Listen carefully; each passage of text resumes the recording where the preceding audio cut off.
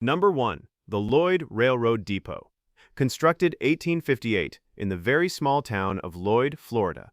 This particular depot is a very rare piece of Florida railroad history. It was constructed for a pretty common reason among other small-town train depots: to connect themselves to the outside world by shipping and receiving goods and transporting passengers to and from the depot.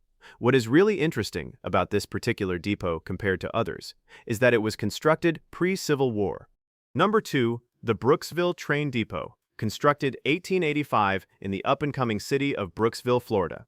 The depot's main reason for creation was because of the reliance on horse-drawn wagons and stagecoaches to transport goods, mail, and passengers around the area. The nearest railroad connection in the vicinity was 30 miles away in Wildwood, making transport slow and overall difficult. So 4 businessmen, John Parsons, Christopher Keithley, John Hale, and W.S. Hancock, formed the Brooksville Railroad Association.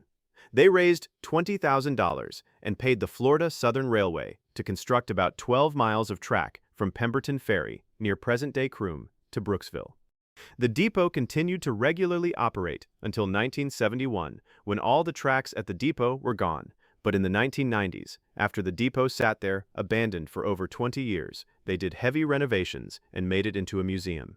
Number 3. The Trilby Train Depot. Originally constructed in 1887, the Trilby Train Depot was built in the tiny settlement of Macon, later named Trilby, of course, to connect Trilby to the rest of Florida. The man who built the depot was Russian-born businessman and railroad builder Peter Damans. In the 1880s, Damans became involved with the Orange Belt Railway, which was being constructed across central Florida. He helped extend the railroad toward the Gulf Coast. When the railroad reached the settlement, then known as Macon, in 1887, Damans established a railroad station there. But here is an important detail.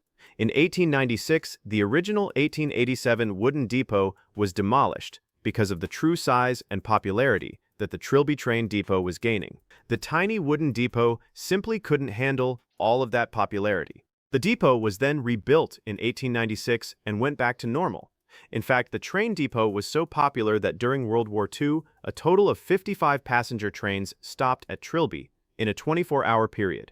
Even before then, there were 12 scheduled stops a day, with around 100 workers working at the depot. But after that, in 1976, the depot ceased all operations. Then was moved to a museum called Pioneer Florida, located in Dade City, for preservation, where it remains to this day.